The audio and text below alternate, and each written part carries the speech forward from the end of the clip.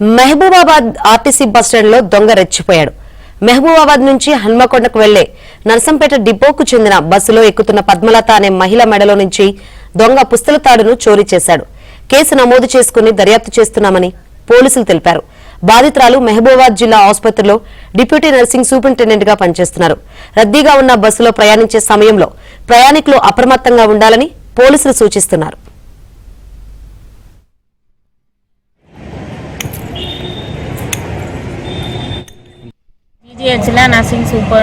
Deputy nursing సూపరింటెండెంట్గా పనిచేస్తున్నా.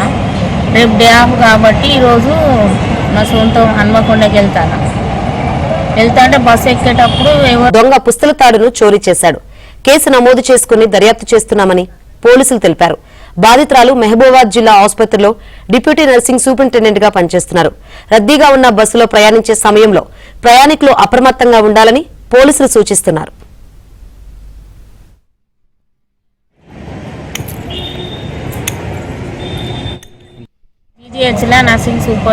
Deputy nursing సూపరింటెండెంట్గా పనిచేస్తున్నా. రేపు డే ఆఫ్ కాబట్టి ఈరోజు నా సొంతం హన్మకొండకి వెళ్తాంటే బస్సు ఎక్కేటప్పుడు